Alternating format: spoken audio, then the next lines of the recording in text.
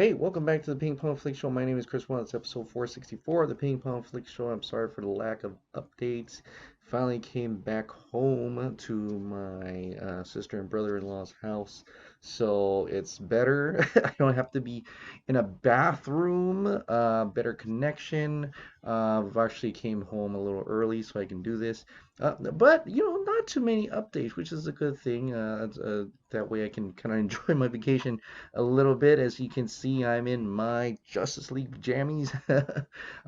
It is missing, Green Lantern and Martian Manhunter, but hopefully that will be rectified like next year when more official stuff comes out for Zack Snyder's Justice League. But in any case, there is only like one real update aside from Birds of Prey being rated R, which we already knew, and some pictures you've kind of already seen.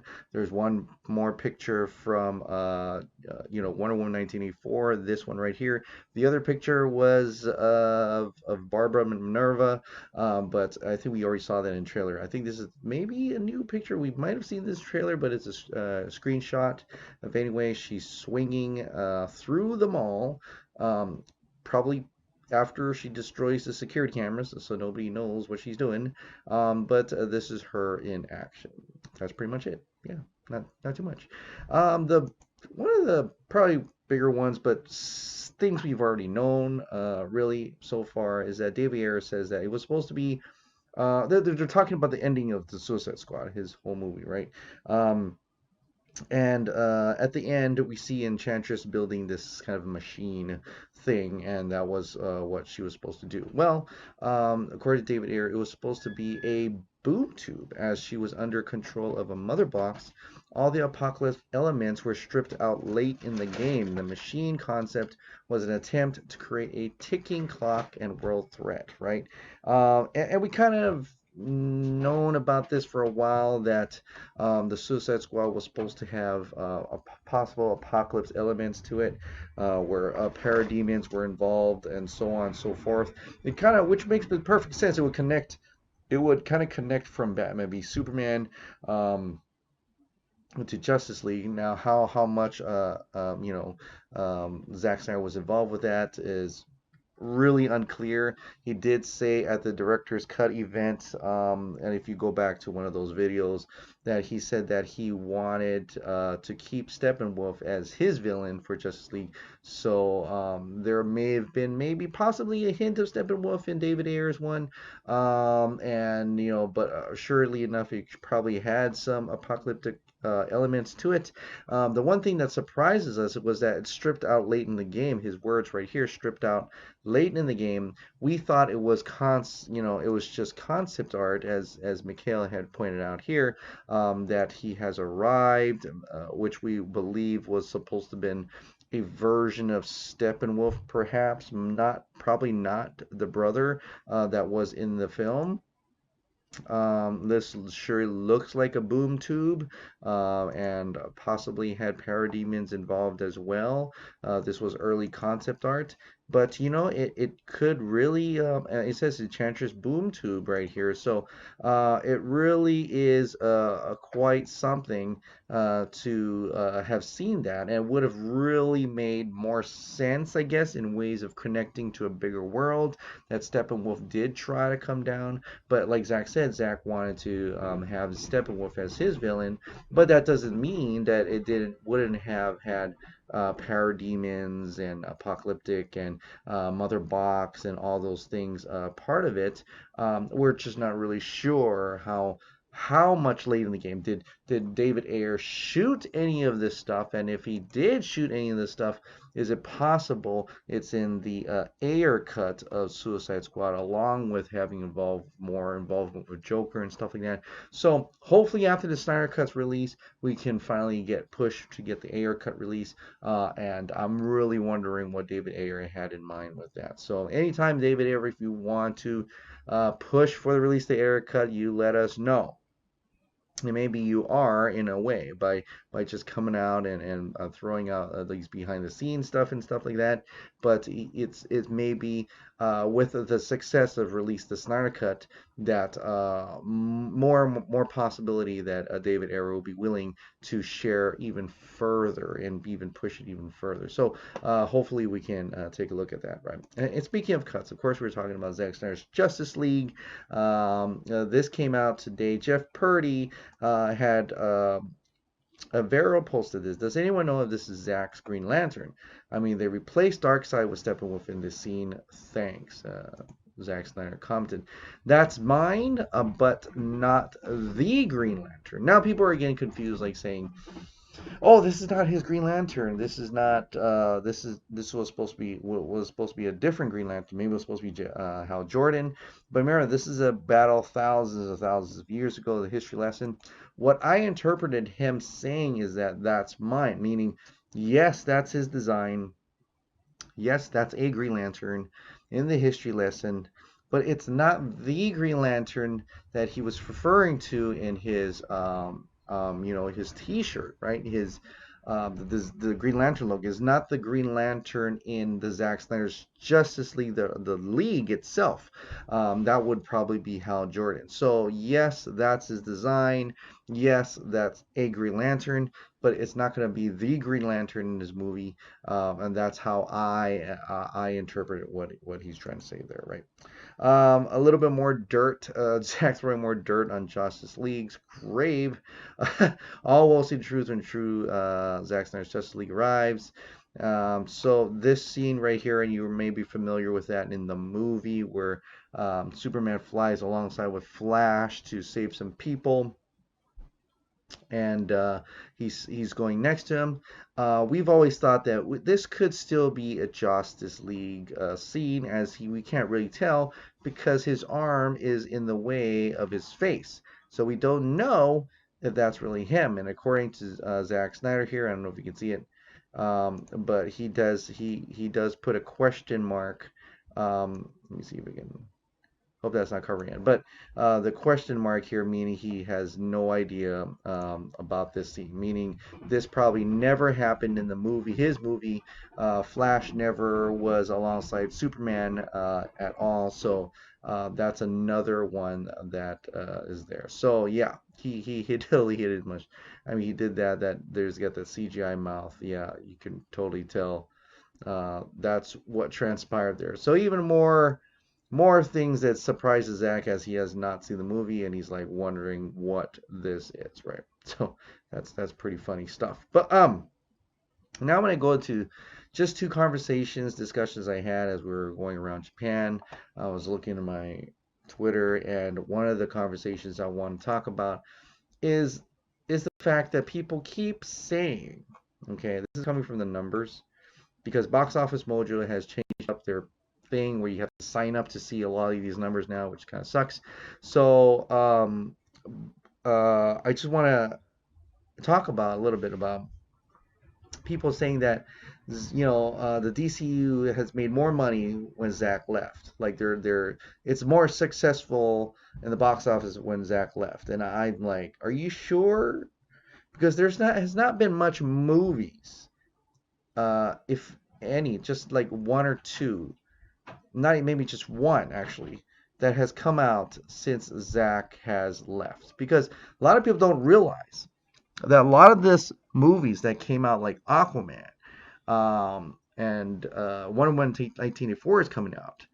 Zack was still there when they were in production, right? And he's executive producer, even producer for a lot of those films. So a lot of people don't realize that. So I want to make that clear right now, that what you're seeing in theaters, aside from Shazam and Birds of Prey that's coming out, is still part of Zack being involved in some sort of fashion. And like he said, he wanted to respect other directors and how they made their movies. He didn't want to make sure, because that's their movie, he didn't want to make sure it changed up that much, but there is maybe some little bits of connected things, but aside from that, he let them do their own. But the narrative that without Zack, these things are being good, the box office is good, is not true at all. He is part of every box. He's part of of this, right? So if you look at all these films, Man of Steel, over $667 million, the biggest Superman movie after Superman Returns. And I always laugh when people says, "Oh yeah, well look at Superman the movie when you put it in the box office and how it appeals to what do you call that, where the box office is what do you call that? Where it's even though they changed the box office numbers to the present day, and so the box office numbers are bigger. That's why you see things like Gone with the Wind still being like one of the top worldwide box office because of that. I forgot it's escaping my mind right now. But the thing I want to say about that is Superman the movie was this like one of the first modern superhero movies. It's the first time you see a man could fly. There was nothing else really much in theaters at the moment. There's no competition. They've never seen something like that. Of course, it's going to be the biggest movie, but aside from that, the Man of Steel did better than Superman Returns, right? Okay, but anyway, Batman v Superman: Dawn of Justice, 873 million, and I'm willing to bet that if the Ultimate Edition came out, it would have made a lot more money. Suicide Squads, even though that was not David Ayer's Suicide Squad, it did make over $746 million. Wonder Woman, 821. Justice League, even though that was not the Justice League, it still made like over $500 million. And if Zack Snyder's Justice League came out, it would have made a hell ton of more. Aquaman, $1.1 billion, right? So the only one that Zack Snyder didn't touch, okay, is Shazam. And yes, it was a small budget, and it made a big gross profit because of the small budget, but it's still lacking in worldwide box office. And I argue with people all the time that yes, it's still, if you want to call it a great, yes, it did. That's the New Line Cinema model.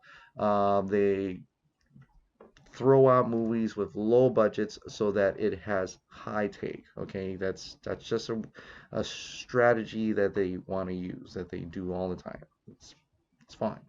But in terms of just looking at worldwide box office, it's not that much. Okay, that it adds to the DCEU, but this was the only movie that Zack Snyder was never part of.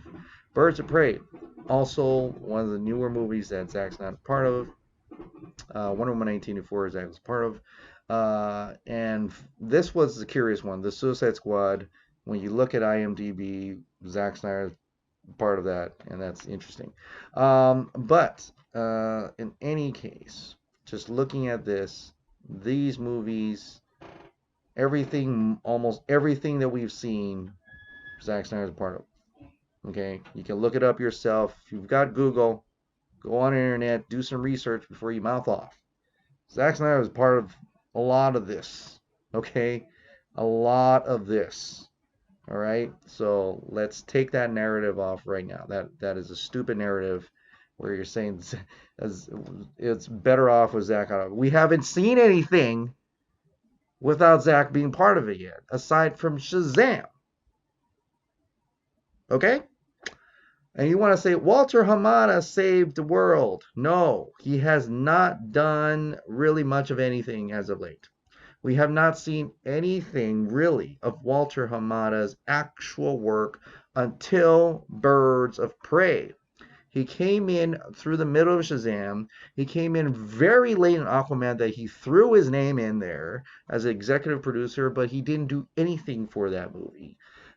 His regime, his era really starts with Birds of Prey, and we haven't seen that yet. And we've even heard news that Walter Hamada didn't even care for Joker. He was just gonna go meh, and that is very upsetting, I guess we want to say. But he's happy there was a smaller budget. with a higher take, right? Even though they shared that profit with like two other companies, stupidly so. That probably upset AT&T very, very much. But in any case, Walter Hamada we haven't seen much of yet, and it just takes me back to what it would have been great if they left it alone. They let Zack Snyder, Rick Famuyiwa, left David Ayer, and along with the original crew, Ben Affleck. We still would have had Patty Jenkins. We still would have James Wan in there. They're still part of it, and they're still going. That's great with that. But these people, they wanted to be the architects of the DCU, but ended up being its destroyer, right? Kevin Tsujihara, Toby Emmerich, Jon Berg, you may have forgotten, but he was like the co-producer of the DCEU, along with former DC producer and president Geoff Johns, right? And I know people said you forgot this one, but like I said, Walter Hamada, we have not done anything yet. We haven't seen his work until Birds of Prey. Like even that's I don't even know how much he's in there. I don't even know if he's a face or anything. He doesn't do any talk. He doesn't do any presentations. Every time anybody can ask anybody, it's always Toby Emmerich. So I'm wondering if he's just a puppet for Toby Emmerich, who is still in the system. Now, the other is, okay, he's out. Kevin Tsujihara's out. Let me move it up here. Kevin Tsujihara's out. He got that sexual scandal where he was, giving this woman parts in movies in exchange for sex. So, and, that's bad already. Toby Emmerich still there, although hopefully in a limited role. Now that Ann Sarnoff had brought in some other people, Catherine Blackwood in there. So we'll hopefully, I think, possibly he'll be promoted out of there. This man, after Justice League, was these two kind of became the scapegoat for it, right? Jon Berg, he spun off into another division it's still there, but he's in another division, not part of the whole DC thing anymore. Geoff Johns, out of the system. He is running his own company. It's on Mad Ghost Productions, where he writes and produces DC content for either TV and possibly film. But like we said, Green Lantern movie, nowhere to be found. They're going to make the Green Lantern series instead on HBO Max with Greg Berlanti. He still does stuff on the side for TV and stuff. For the most part, they kind of kicked him out. he's like, well, only if you have something for us, then we'll do it. He's no longer the leader of anything, right? He's no longer shepherding anything. He's not part of the DCEU really in much anymore. He still has some written stuff that he had done prior to him leaving. That's why you'll see his name in Wonder Woman 1984. You'll probably see his name in a few other things as well. But for the most part, he's out. And that's it. So that's it for him. But yeah, they wanted to be the architects of the DCU. They wanted to, like, especially him, especially this guy. I get it. He's a writer. He's a great writer and stuff like that. And that's what he's good at. But this man, once he was given the keys to the DCEU, he wanted to be the Kevin Feige of the DCEU. The power went straight to his head. And for even good men, power hungry can turn them sideways. And in this way, it got to him. It got to him, and to the point that instead of saying, hey, I'm going to start over. Zack Snyder and team, you go ahead, do your own thing. I'm going to start one right here. I'm going to call it the DC Universe, this DC Cinematic Universe, while you guys can do the DC Extended Universe. No, he came in into a universe with directors who are doing their own thing and tried to change everything. He tried to butt in and say, hey, why don't you listen to me now and do this. Hey, Patty Jenkins, I don't want No Man's Land. We're not going to have the No Man's Land scene in there. And then Patty Jenkins was like, no, we're going to keep that in there, right? And then thankfully so, he did it, right? And he said to what did he say? He said to James Wan, right? He said to James Wan that he wanted to keep Black Manta out of there, and then James Wan wanted to put Black Manta in, so they fought with that. But James Wan finally kind of got his way. Zack Snyder, nice guy, right? Zack Snyder's a nice guy, so he's trying to work with him, and ultimately, Geoff Johns took advantage of the whole situation with his daughter, with Zack Snyder's daughter passing, and then the other people backed him up and destroyed Justice League. They did everything possible to change everything, to take out Zack Snyder and change everything to that, including David Ayer, changed what David Ayer had done as well. Like I said, they were trying to be the architects. They were trying to be the Kevin Feige. They're trying to be another Marvel Cinematic Universe, and ultimately they became its destroyer instead. But like I said, almost all of them are out except for Toby Emmerich. Walter Hamada is really probably Toby Emmerich's just his puppet. I don't think he makes too much big decisions. There's another person there, Peter Safran, but he's more on the the Aquaman side of things, and Shazam. So hopefully it turns out for the better. Hopefully Zack Snyder can come back and we can have our cake and eat it too. You guys can, we'll continue to enjoy what hopefully risk-taking DC is gonna do in the movie universe, and we can have other expanded universes on the side as well, whether it be series or movies. In terms of it doesn't have to connect and put together. Like we could still have the Snyderverse. They could still have whatever they were trying to do. Joker can have their DC Black labels, like movies like that, where it doesn't have to connect with anything, and hopefully everybody can happy with that, and that's my hope in any case. So, but I wanted to kind of just review that to see where we're at right now in terms of DCEU. How we've not really seen what Walter Amada can really do yet, but we'll see that pretty soon. But at the same time,